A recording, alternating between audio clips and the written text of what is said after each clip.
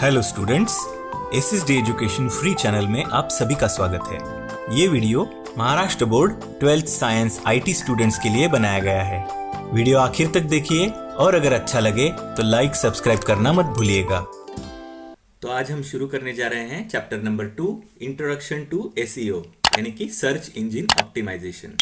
इसमें हम क्या सीखेंगे? Definition of SEO, types of SEO, techniques of SEO, SEO page content, SEO keywords, SEO social book marking और SEO SMO यानी social media optimisation. ठीक है, तो आगे बढ़ते हैं इंट्रोडक्शन की तरफ। एसईओ क्या है? तो SEO stands for search engine optimisation. ये फुल फॉर्म आपको आ सकता है। SEO is a technique used for designing and developing a website to rank high in search engine results. ये तो डेफिनेशन हो गया। इसका और इंफॉर्मेशन क्या है? It is a subset of search engine marketing. Thus SEO is useful in increasing the number of visitors to a website. Website का traffic बढ़ाने के लिए भी सर्च इंजन ऑप्टिमाइजेशन काम आता है। ठीक है, सर्च इंजन ऑप्टिमाइजेशन क्या है? एक टेक्निक है डिजाइनिंग और डेवलपिंग ए वेबसाइट, जिसको हम सर्च इंजिन्स में हायर रैंक करते हैं। हायर रैंक का मतलब क्या है कि जब हम कोई पेज सर्च करते हैं तो हमारा पेज टॉप में यानी फर्स्ट पेज में आना चाहिए वो सर्च रिजल्ट्स में, तो उससे बोलते हैं ranking. There are many strategies and techniques adopted to optimise the web page. This chapter introduces few ways at the beginners level. ये सिर्फ बिगिनर्स लेवल के लिए है, क्योंकि एक्चुअली देखा जाए तो सर्च इंजन ऑप्टिमाइजेशन 6 महीने भी सीखा तो भी कम है, क्योंकि हमको हमेशा अपडेट रहना पड़ता है।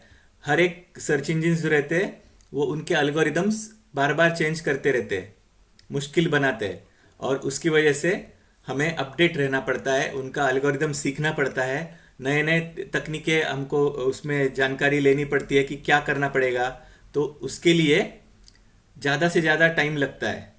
तो ये जो आपका चैप्टर है ये बिगिनर्स लेवल के लिए है। सर्च इंजन क्या है? तो इसका डेफिनेशन यहाँ पे दिया है। तो search engine is an online program और software that helps users to search for information on world wide web. ये सर्च इंजन का डेफिनेशन है। कौन कौन से सर्च इंजिन्स है?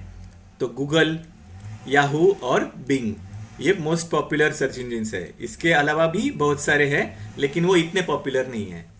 ठीक है, आगे बढ़ते हैं। 2.2 types of SEO. There are 2 types of optimisation. कौन कौन से है? On page SEO and off page SEO. अब ऑन पेज एसईओ देखेंगे। It includes provision of good content, good keywords and putting keywords on correct places, giving appropriate title to every page. ये हो गया on page SEO. On page SEO का मतलब क्या है कि आप कोई भी वेबसाइट बनाते हो तो उसके पेज में आपका कंटेंट जो है वो अच्छे क्वालिटी का होना चाहिए, जेन्युइन होना चाहिए, आपने खुद से बनाया हुआ होना चाहिए, और आप जो भी कीवर्ड्स उसके लिए डिसाइड करोगे तो वो अच्छे कीवर्ड्स होने चाहिए, शॉर्ट कीवर्ड्स, लॉन्ग कीवर्ड्स, और वो कीवर्ड्स कहाँ कहाँ पे प्लेस करने हैं आपके वेबसाइट के कंटेंट में, तो वो भी आपको डिसाइड करना पड़ता है ऑन पेज एसईओ में। एप्रोप्रिएट टाइटल देना पड़ता है ईच एंड एवरी पेज को। ठीक है, तो ये ऑन पेज एसईओ हो गया। अब ऑफ पेज एसईओ क्या है? It includes link building, increasing link popularity by submitting open directories, search engines and link exchange etcetera. ये ऑन पेज आपके खुद के वेबसाइट पे होता है, यानी आपके कोडिंग जो है वेब पेजेस के अंदर का, उसके अंदर होता है ऑन पेज एसईओ। लेकिन ऑफ पेज एसईओ क्या है? ऑफ पेज एसईओ है लिंक बिल्डिंग के ऊपर आधारित, फिर लिंक पॉपुलैरिटी। और वो कैसे बढ़ेगा? आप लिंक बिल्डिंग कैसे कर सकते हो? तो लिंक बिल्ड करने के लिए आपको दूसरे कोई जो पॉपुलर वेबसाइट्स है तो उन पे आपका वेबसाइट का लिंक होना ज़रूरी है। तो उसके लिए आप वो शेयर कर सकते हैं लिंक। अगर उन्होंने रख दिया आपका लिंक तो वो आपका पॉपुलैरिटी बढ़ जाएगा, उसके वजह से आपका लिंक जूस जो है, लिंक जूस यानी सर्च इंजन जो आप पे भरोसा कर सकता है। बड़ी कोई वेबसाइट अगर आपके साइट को रेफर कर रही है, रेकमेंड कर रही है, आपका लिंक रख रही है, तो इसका मतलब क्या हुआ सीधे सीधे कि आपका वेबसाइट अच्छा है। तो उसकी वजह से आपका भी पॉपुलैरिटी थोड़ा बहुत बढ़ेगा। इसके लिए हमेशा हमको क्या करना पड़ता है, एक बार वेबसाइट बना लिया ना तो उसके बाद लिंक बिल्डिंग यानी बैकलिंकिंग करना पड़ता है बड़े बड़े साइट्स को जिनका डोमेन अथॉरिटी और पेज रैंकिंग अच्छा है। अब ये जो दो वर्ड्स है, डोमेन अथॉरिटी और पेज रैंकिंग, ये हम आगे जाके सीखेंगे, ठीक है। और कहाँ कहाँ पे सबमिट करना पड़ता है लिंक पॉपुलैरिटी बढ़ाने के लिए, तो ओपन डायरेक्टरीज। ओपन डायरेक्टरीज वो डायरेक्टरीज होती है जिसमें हम सिर्फ कैटेगरीज में जाके अपना वेबसाइट सबमिट कर सकते हैं freely, free of cost. Search engines भी है, सर्च इंजिन्स को हम इंडेक्स करवा सकते हैं, यानी अपना पेज जो है वो ऐड करवा सकते हैं उसमें। और लिंक एक्सचेंज क्या है, तो समझो आप जैसा ही कोई दूसरा है व्यक्ति जिसने वेबसाइट बनाया है, तो आप एक दूसरे को अपने लिंक शेयर कर सकते हैं। एक्चुअली उसको कम ये आका जाता है क्योंकि लिंक एक्सचेंज बहुत सारे जो सर्च इंजिन्स है उसमें ब्लॉक किया है, ठीक है। आगे बढ़ते हैं। अब ये सर्च इंजन ऑप्टिमाइजेशन जो है इसके दो टाइप है, फिर से देखेंगे क्या है। On page SEO is concerned with information that is displayed on the end user such as text, images and website navigation. आपका वेब पेज कैसे दिखना चाहिए, उसका इंफॉर्मेशन यानी किस स्वरूप में, टेक्स्ट, इमेजेस और नेविगेशन। नेविगेशन यानी आप जो मेनू वगैरह दे रहे हैं, home page, about us, contact us, services, portfolio, फिर इस तरह के जो भी है सर्विसेज वगैरह पेज, ये यूजर को किस तरीके से दिखाने हैं और सर्च इंजिन्स को किस तरीके से दिखाने हैं, वो आप किस में डिसाइड करते हो, ऑन पेज में। ऑफ पेज में क्या है, off page is concern mainly with website to website relationship. एक वेबसाइट का दूसरे वेबसाइट से क्या रिलेशनशिप है, उसके ऊपर ये ऑफ पेज एसईओ जो है वो डिपेंड करता है। Do other websites refer to you, do you refer others, यानी आपको कोई बड़ा वेबसाइट यानी समझो याहू, गूगल, पिंटरेस्ट, कोरा, इस तरह के जो भी है, इंस्टाग्राम, इस पे अगर आपका प्रोफाइल भी है या फिर किसी ने आपको आपकी वेबसाइट को वहां पे रखा है लिंक, तो आपको क्या हो गया, एक ट्रस्ट का जो है लेबल आपके वेबसाइट को मिल गया कि हाँ इसका वेबसाइट भी कुछ क्वालिटी वेबसाइट है। तो ये जो है वेबसाइट टू वेबसाइट रिलेशनशिप, और आप किसे रेफर कर रहे हो, आपको कौन सा साइट रेफर कर रहा है, इसके ऊपर भी वो डिपेंड करता है। How good is your network. अब नेटवर्क क्या है, तो नेटवर्क यानी आपके बैकलिंकिंग्स कितने हैं, आपका सोशल मीडिया अपीयरेंस जो है, आपका कोई वेबसाइट है तो वेबसाइट को कुछ ना कुछ तो हैंडल दिया रहेगा आपने, सोशल मीडिया हैंडल, ट्विटर का रहेगा, पिंटरेस्ट का रहेगा, इंस्टाग्राम का रहेगा, फेसबुक का रहेगा या फिर यूट्यूब का रहेगा। तो इसके ऊपर भी वो डिपेंड रहता है कि आपका नेटवर्क कितना है, आपके फॉलोअर्स कितने हैं और आपको कितने लोग चाहते हैं आपके कंटेंट को पढ़ना चाहते हैं, देखना चाहते हैं, ठीक है। अब देखेंगे 2.3 techniques of SEO. These are qualified into two broad categories like white hat SEO and black hat SEO. अब ये black और white क्या है, white यानी good, black यानी bad। कैसे है वो देखते हैं। white hat SEO, techniques that search engines recommends as a part of good design। Search engine खुद से रिकमेंड करता है कि हाँ ये चीजें अगर आपने की है तो वो आपका पेज इंडेक्स भी करेगा और बाद में रैंक भी करेगा। इंडेक्स और रैंकिंग दो अलग अलग चीजें हैं। अब ब्लैक हैट एसईओ क्या है, techniques that search engines do not approve. क्यों, क्योंकि वो सर्च इंजिन्स के नजरिए से बैड है। The techniques used for optimising websites are manipulative. Manipulative यानी क्या, आपने वेबसाइट ही ऐसा बना दिया ताकि सर्च इंजिन्स जैसे कि गूगल, याहू, बिंग, वो आपके वेबसाइट को इजीली इंडेक्स करे और रैंक करे, ठीक है। आपने उसको मैनिपुलेट किया, यानी सर्च इंजिन्स जो चाहता है या फिर सर्च इंजिन्स में जो आ रहा है उसको जबरदस्ती वो दिखाने के लिए मजबूर किया, उसे बोला जाता है ब्लैक हैट एसईओ। और कैसे करते हैं वो आगे देखेंगे। अब refer the following strategies and differences in short about black hat and white hat techniques. इस साइड में व्हाइट हैट टेक्निक दिया है, इस साइड में ब्लैक हैट टेक्निक दिया है। व्हाइट हैट स्ट्रेटजीज क्या है, कौन कौन सी ऐसी चीजें हैं जो हम कर सकते हैं और सर्च इंजिन जो है उसे अप्रूव करते हैं। तो पहला तो है रेलेवेंट कंटेंट। रेलेवेंट कंटेंट का मतलब क्या है कि आपका वेबसाइट जो भी आप बना रहे हैं उसका कंटेंट, आपका जो सब्जेक्ट लिया हुआ है वेबसाइट का नीश है, उससे रिलेटेड ही होना चाहिए, उससे रिलेवेंट होना चाहिए और गुड क्वालिटी कंटेंट होना चाहिए, तब वो अप्रूव होता है। अब वो व्हाइट हैट स्ट्रेटजी में आता है। दूसरा क्या है स्ट्रेटजी, वेल लेबल्ड इमेजेस। अब वेल लेबल्ड इमेजेस क्या है, तो अल्ट एट्रीब्यूट देखा होगा आपने आईएमजी टैग में, तो ये अल्ट एट्रीब्यूट जो है वो हर एक इमेजेस में देना जरूरी रहता है। अगर आपने नहीं दिया है तो इमेज किस चीज की है वो सर्च इंजन को पता ही नहीं चलेगा। तो ये भी इंपॉर्टेंट है कि हर एक इमेज जो है उसको लेबल अल्ट एट्रीब्यूट के जरिए देना आपको पड़ेगा। तीसरा है relevant links and references. Relevant links and references का मतलब क्या है कि कोई भी अगर आप एंकर टैग दे रहे हो ahref के अंदर जो भी आप लिख रहे हो वो आपका जो एंकर टेक्स्ट है, एंकर टेक्स्ट यानी समझो अभी व्हाइट हैट स्ट्रेटजीज ये एंकर टेक्स्ट है, तो मैंने अगर कोई वेबसाइट में व्हाइट हैट स्ट्रेटजीज के ऊपर एक पेज बनाया है तो अगर मैं इसे एंकर टैग दे के लिंक करता हूं तो that is good, that is appropriate और that can be approved by search engines. लेकिन अगर मैंने यहाँ पे दे दिया बॉलीवुड और बॉलीवुड को मैंने दे दिया व्हाइट हैट स्ट्रेटजीज का लिंक, तो रिलेवेंट है क्या, नहीं, तो वो अप्रूव नहीं होगा सर्च इंजिन्स द्वारा। ठीक है, ये इतना सिंपल बात है। और चौथा है complete sentences with good spelling and grammar. आप कंटेंट तो लिख लेते हो लेकिन ग्रामेटिकल मिस्टेक्स अगर आपके कंटेंट में है वेब पेज में तो वो भी मैटर करता है। सर्च इंजिन आपको रैंक नहीं करेगा, इंडेक्स भी नहीं करेगा। ठीक है। Fifth one is standard compliant HTML। अब इसका मतलब क्या है, स्टैंडर्ड यानी W3C वैलिडेटेड जो भी HTML कोड रहता है वो आपने ठीक से लिखा है कि नहीं उसी स्टैंडर्ड के हिसाब से वो देखा जाता है। उसके साथ साथ unique and relevant page titles.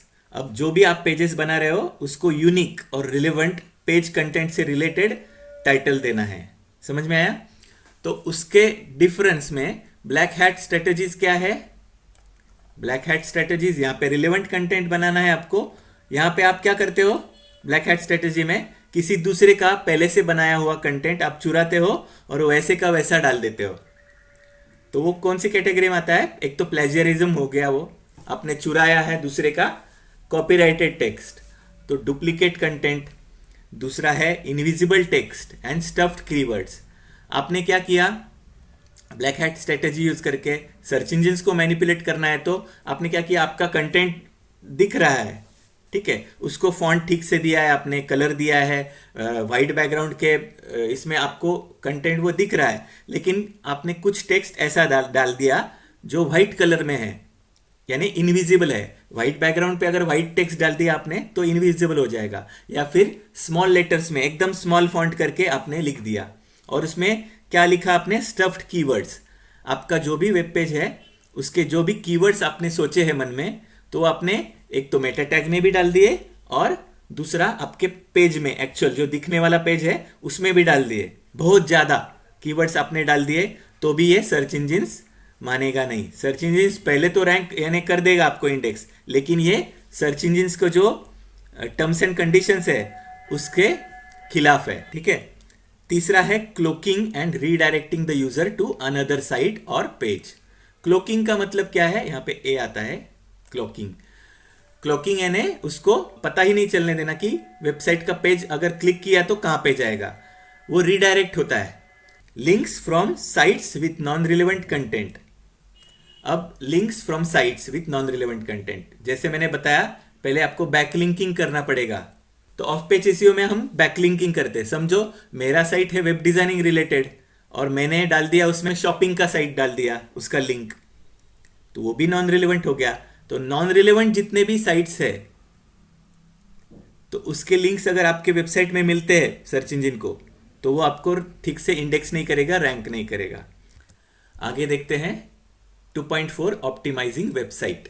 There are various sections of a website which can be optimized for better SEO. Some of the ways to optimize the web page for SEO. First one, SEO page structure optimisation.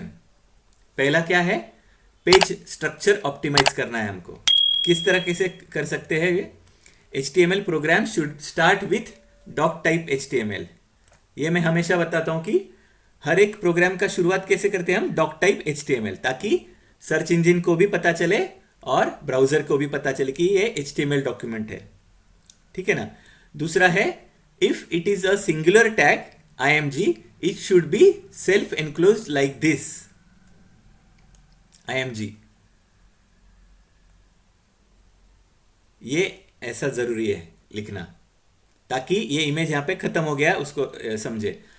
Third one is order of tags should be proper, most of the time recently open tag will be close first.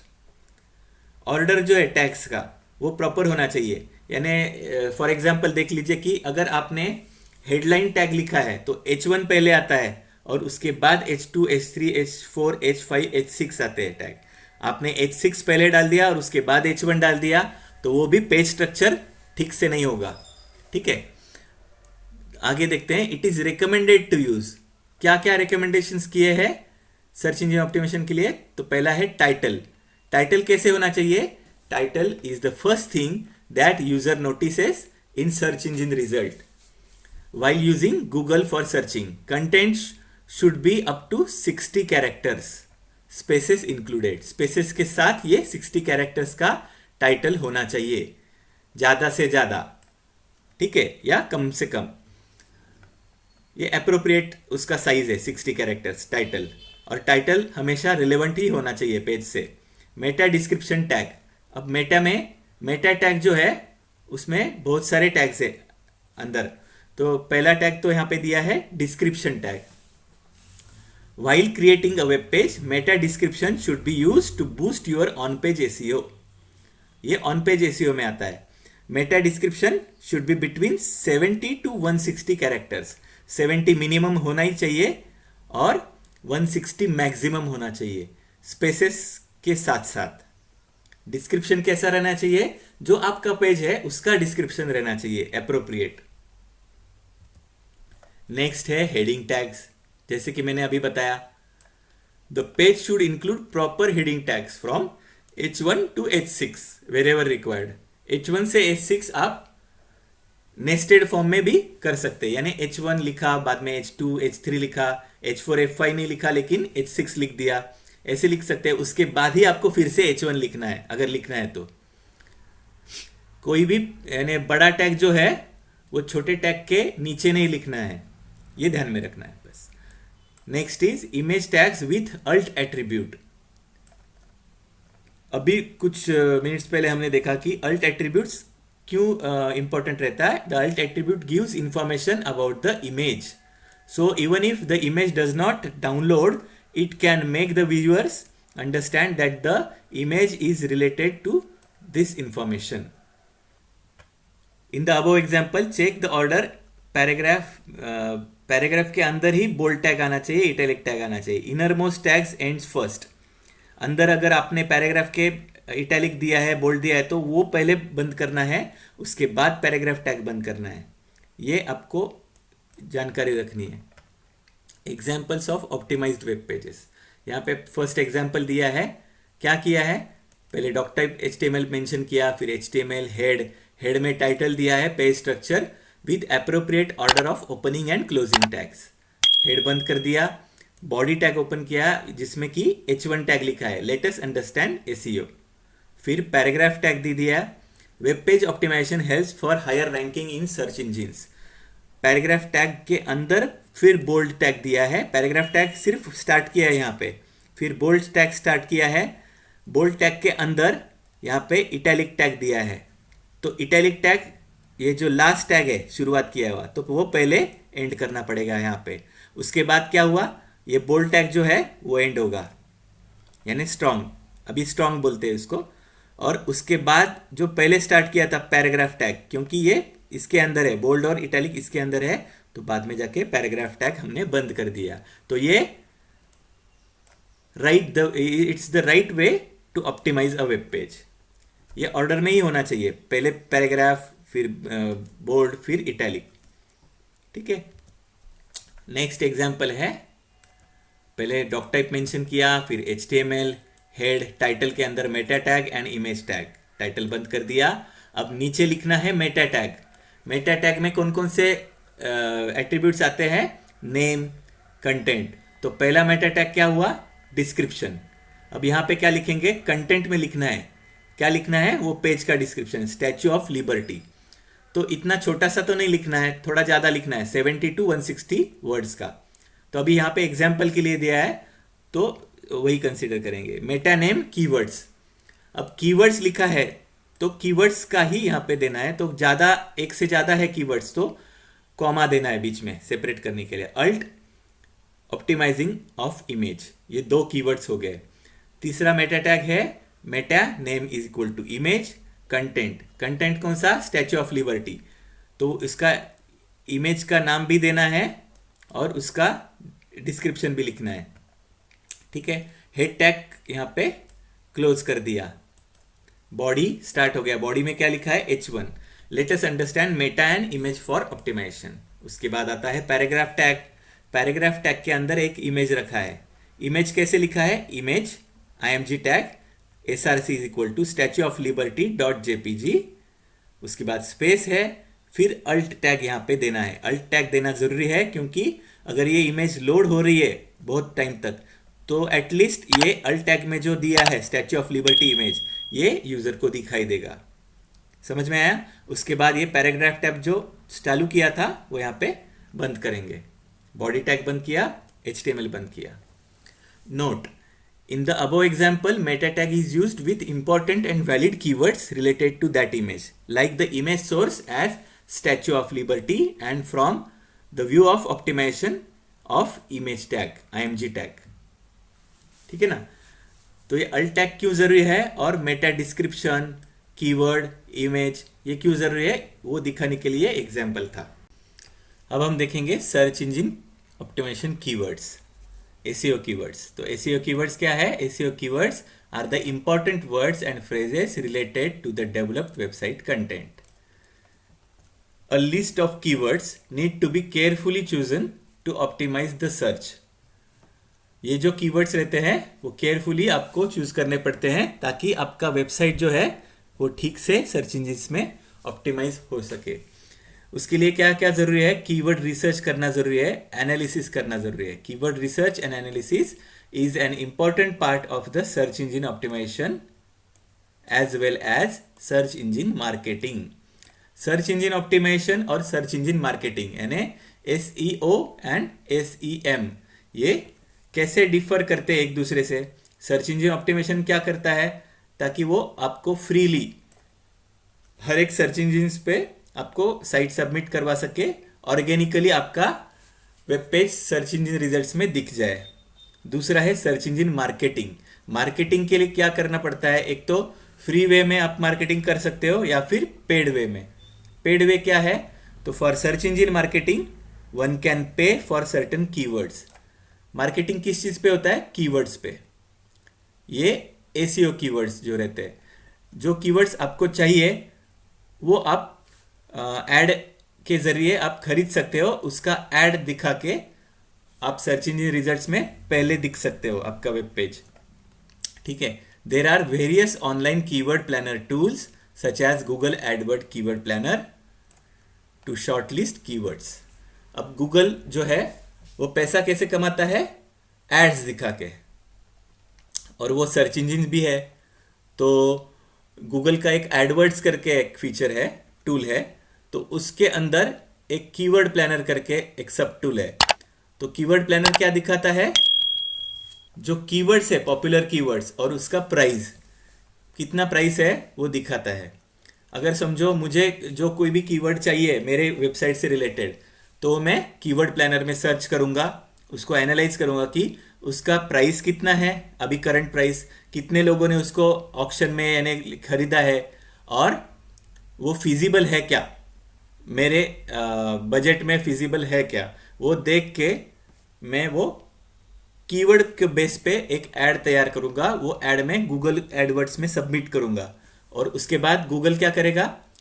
अगर मेरा budget उसके auction के इससे suit हो जाता है तो जितने भी मेरे साथ साथ जिन्होंने मेरा कीवर्ड ले लिया है उनके साथ साथ मेरा ऐड भी वो फीचर्ड लिस्ट में यानी टॉप में दिखाएगा।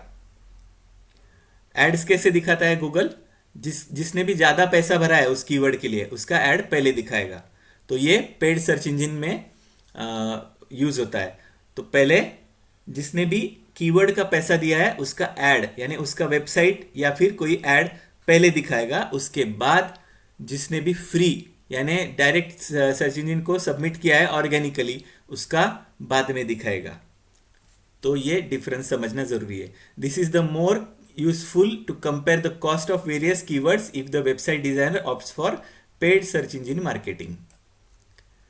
तो ये गूगल एडवर्ड्स कीवर्ड प्लानर जो है वो किस चीज के लिए जाना जाता है? अगर कोई वेब डिजाइनर उसका वेबसाइट रैंक करवाना चाहता है या फिर इंडेक्स करवाना चाहता है तो वो पेड सर्च इंजन मार्केटिंग कहलाता है।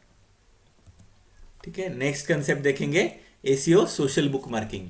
सोशल बुक मार्किंग क्या होता है? Social book marking is a powerful tool in promoting a website. It is very useful for off page SEO optimisation. Social book marking यानी समझो मेरा अकाउंट है Facebook में, ट्विटर में है, पिंटरेस्ट में है, तो बहुत सारे ऐसे मेरे वेबसाइट के पेजेस है या फिर आर्टिकल्स है। समझो मैंने ब्लॉग लिखा है तो ब्लॉग के जो भी पेजेस है तो मैंने एक एक करके सोशल बुक मार्किंग किया। उनको सोशल बुक मार्किंग किया यानी फेसबुक में मैंने वो लिंक रख दिया, ट्विटर पे लिख दिया और पिंटरेस्ट में उसका इमेज और लिंक रख दिया। तो इनको क्या बोला जाता है? ये रखने के बाद जो लिंक क्रिएट होता है उसको बोलते हैं सोशल बुक मार्क। यानी आपका जो भी सोशल नेटवर्क है, फेसबुक पे अगर आपको फ्रेंड्स है, 500 फ्रेंड्स है, या फिर आपने पेज बना दिया है फेसबुक पे, यूट्यूब पे आपने अपना चैनल बना दिया है, उस पर आपने आपका लिंक रख दिया, तो आपके कितने फॉलोअर्स है उन सबको वो by default link book mark करके वो मिल जाएगा उनको। ठीक है, इसको बोलते हैं social book marking. Book marks our website links that are stored for future references. They are very useful especially when the web pages with long URLs are not easy to remember. किसी ने आपका site bookmark कर लिया browser में तो उसे भी bookmark कहा जाता है।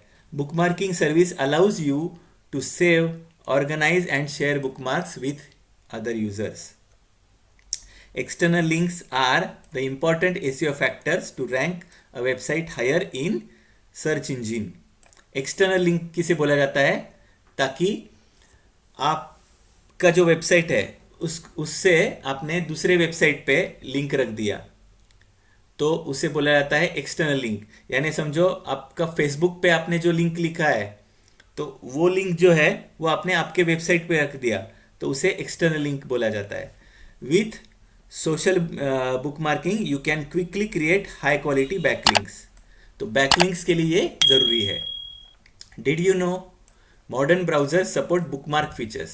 आप सबने देखा होगा आपके मोबाइल में भी और डेस्कटॉप के ब्राउजर में भी, पीसी के ब्राउजर या लैपटॉप के ब्राउजर में भी आपने बुकमार्किंग का फीचर देखा होगा हर एक ब्राउजर में। वो फिर चाहे मोजिला हो, फायरफॉक्स या फिर क्रोम हो, ओपेरा हो, सफारी हो, कोई भी हो, उसमें बुकमार्किंग का फीचर अभी रहता ही है। Next concept is SEO social media optimisation, SMO जिसे बोला जाता है।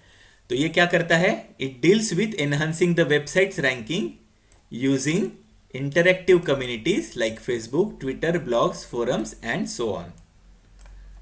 When these communities have links to the created website, it builds familiarity and trust about the website. जैसे कि मैंने अभी बताया, अगर मेरा वेबसाइट है कोई, वो अगर मैंने उसके अंदर के कोई पेज, इंटरनल पेजेस जिसे बोलते हैं, उसका किसी का लिंक मैंने फेसबुक या ट्विटर पे रख दिया तो उससे क्या होगा कि एक तो मेरे वेबसाइट का ट्रस्ट बढ़ेगा और उसका पॉपुलैरिटी बढ़ेगा, अवेयरनेस बढ़ेगा कि हाँ इस चीज़ का कोई वेबसाइट है इस नाम से। तो मेरा जो फ्रेंड सर्कल है उसमें तो जाएगा ही जाएगा, लेकिन उसके बावजूद अगर मैं फेसबुक ग्रुप्स या फिर फेसबुक पेज पे अगर रखता हूँ, ट्विटर की कम्युनिटीज पे रखता हूँ, तो मेरा पेज जो है वो सोशल मीडिया में वायरल हो जाएगा। ठीक है, तो उससे मुझे वेबसाइट ट्रैफिक भी बढ़ेगा और ये ट्रैफिक कैसा रहेगा, ये सर्च इंजिन के थ्रू का ट्रैफिक नहीं है, ये सोशल मीडिया के थ्रू ट्रैफिक है। तो इसलिए सोशल मीडिया को भी ऑप्टिमाइज करना जरूरी हो गया है आजकल। नेक्स्ट कंसेप्ट है एसईओ बैकलिंक्स। बैकलिंक्स क्या होती है? Backlinks are the links on one website that when click take the user to another website. ये डेफिनेशन भी आपको याद रखना है। Backlinks are especially valuable for SEO because they contribute to the overall strength and value of the content. They also represent a vote of confidence from one site to another. In short, backlinks to your website are a signal to the search engines that others are interested to know about the contents from your website. यहाँ पे from आएगा, spelling mistake हो गया है। तो backlinks क्या है? Mainly concept, backlinks are the links, जब वो क्लिक करते हैं तो वो यूजर को दूसरे किसी वेबसाइट पे लेके जाते हैं।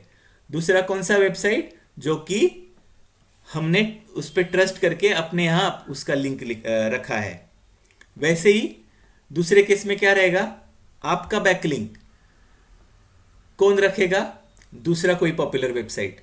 क्यों रखेगा? क्योंकि आपका कंटेंट जो है वो उसको अच्छा लग रहा है, भाग गया है, तो वो आपका लिंक रखेगा। अगर लिंक रख रहा है वो, उसका मतलब क्या हुआ कि उसे आपके कंटेंट पे भरोसा है, उसने आपके कंटेंट को लाइक किया है और वो शेयर करना चाहता है आपके कंटेंट को। तो उससे होगा क्या कि सर्च इंजन को पता लगेगा कि आपने बनाया हुआ कंटेंट या फिर पेज जो है वो पॉपुलर हो रहा है, लोगों को अच्छा लग रहा है, दूसरे वेबसाइट्स जो है उनको भी अच्छा लग रहा है, तो इंटरैक्टिविटी बढ़ रही। उसकी वजह से सर्च इंजन आपको रैंक करने के लिए वो एक फैक्टर कंसीडर करेगा कि हाँ, इसका बैकलिंकिंग अच्छे अच्छे साइट्स ने कर रखा है, तो वो आपको फायदेमंद होगा। नेक्स्ट देखेंगे concept other factors for SEO. Search engine optimisation के लिए कौन कौन से अदर फैक्टर्स लगेंगे? तो स्पीड ऑफ द वेबसाइट, ये तो बहुत ज़रूरी है। अगर आपका वेबसाइट ठीक से लोड ही नहीं हुआ जल्दी से जल्दी, तो भी आपका वेबसाइट ऑप्टिमाइजेशन जो है वो मैटर करता है वहाँ पे। While creating a website, attention is given on the design, content and as many visual as possible. However, all but this can slow down the website and obstruct usability. इसका मतलब समझिए, स्पीड, वेबसाइट का speed क्यों ज़रूरी है? हाँ ठीक है, आपका वेबसाइट में बहुत सारे पेजेस है, बहुत सारे इमेजेस है, वो आपको दिखाना ज़रूरी भी है, लेकिन अगर आपको सर्च इंजन में रैंक करवाना है या फिर इंडेक्स करवाना है, सर्च इंजन के लिए ऑप्टिमाइज करना है पेज, तो उसके लिए क्या ज़रूरी है? आपका वेबसाइट जो है वो जल्दी से जल्दी लोड हो जाए। अगर आपका पेज में इमेजेस जो है वो लार्ज साइज के है, कंटेंट भी ज़्यादा है और कोडिंग जो लिखा है आपने वो भी ज़्यादा है, तो वो उसका असर क्या होगा कि आपका वेबसाइट जो है वो स्लो लोड होगा। स्लो लोड होने का मतलब क्या है? वो दिखाई नहीं देगा ठीक से। अगर दिखाई नहीं दिया उसके अंदर क्या है, तो यूज़र बोर हो जाता है, वो दूसरी साइट की तरफ निकल जाता है, आपका साइट बंद कर देगा। ठीक है, दूसरा पॉइंट है, फैक्टर है मोबाइल फ्रेंडली। अब क्योंकि जो साइट्स पहले रहते थी तो वो डेस्कटॉप या लैपटॉप यानी जो स्क्रीन, बड़ा स्क्रीन रहता है उसके मुताबिक ही बनाए जाते थे, लेकिन अभी के कुछ सालों में रिस्पॉन्सिवनेस यानी मोबाइल फ्रेंडली स्क्रीन्स जो डिवाइस कॉम्पेटिबल रहते हैं हर एक, जैसे कि डेस्कटॉप हो गया, लैपटॉप हो गया, टैबलेट हो गया या फिर स्मार्टफोन। स्मार्टफोन में भी बहुत सारे साइजेस यानी स्क्रीन साइज के स्मार्टफोन रहते हैं, तो उन सब में आपका वेबसाइट ठीक से दिखना चाहिए, ठीक से एडेप्ट होना चाहिए वेबसाइट, है ना। उसके लिए आपका वेबसाइट रिस्पॉन्सिव आपको बनाना पड़ेगा। तो websites mobile friendliness has become a ranking factor for Google. Hence, it is very important to ensure that the created website is mobile friendly for maximum exposure and to improve the website's ranking. आपका website अगर कोई mobile से देख रहा है या फिर tablet से देख रहा है या किसी बड़े स्क्रीन पे देख रहा है और आपका वेबसाइट ठीक से नहीं दिखाई दे रहा हो उसको, तो फिर भी वो बोर हो जाएगा, है ना। तो आपका ट्रैफिक जो है विजिटर्स ट्रैफिक वो कम हो जाएगा। इसके लिए ये फैक्टर भी जरूरी है। Next factor is creating robots.txt। अब ये थोड़ा टेक्निकल है। robots.txt जो फाइल है वो क्या करता है, this file tells search engine which pages you want to exclude from indexing. For example, you do not want a certain page और image being indexed, then you can restrict that page from being indexed. robots.txt क्या है, ये आपको, आप जो भी website बना रहे हो उसके रूट पेज में, यानी जिस पेज में आपने होम पेज रखा है उसी के बाजू में ये robot.txt फाइल आपको रखनी है। ये फाइल में क्या लिखना है आपको कि सर्च इंजिन जो भी है, समझो गूगल है, बिंग है, याहू है, इस तरह के जो भी बॉट्स रहते हैं, सर्च इंजिन अपने बॉट्स के जरिए क्रॉल करके आपके वेब पेज को इंडेक्स करता है। तो अगर कोई वेबसाइट में आपके ऐसे पेजेस है जो आप इंडेक्स ही नहीं करवाना चाहते, यानी किसी यूजर को दिखाना नहीं चाहते, सर्च इंजिन में नहीं दिखाना चाहते, तो उसके लिए आपको क्या करना पड़ेगा, उसको ब्लॉक करना पड़ेगा robot.txt के थ्रू। कि हाँ, अगर ये तरह का कोई बॉट आता है, गूगल का है, याहू का है, तो इसको ये पेज या फिर ये फोल्डर या फिर ये इमेज इसको नहीं दिखानी है। वो आपको उसका जो सिंटैक्स रहता है उसके जरिए आपको वो लिखना पड़ता है। ठीक है, तब जाके वो कोई कोई जो सर्च इंजिन रहते हैं वो उसको मानते हैं, यानी robot.txt पढ़ते हैं और उसके बाद में वो डिसाइड करते हैं कि उसको पेज को क्रॉल करना है कि नहीं करना है। Do you know, in Google Chrome you can check if your site is mobile friendly by right clicking anywhere on the page and clicking inspect. There is an icon at the left of elements called toggle device toolbar which changes the page on mobile mode when clicked। अब ये यहाँ पे Google Chrome पे बताया है, तो बहुत सारे ब्राउजर्स भी है, मोजिला फायरफॉक्स में भी अगर हमने कंट्रोल शिफ्ट एम किया तो वो मोबाइल मोड में आपको दिखाई देगा कि रिस्पॉन्सिव बना है कि नहीं आपका वेबसाइट। आगे जाके हम देखेंगे डिटेल में कि कैसे करते हैं ये। ठीक है, इस वीडियो में इतना ही। अगला जो टॉपिक है ये चैप्टर का मैं अगले वीडियो में कवर करने की कोशिश करूंगा।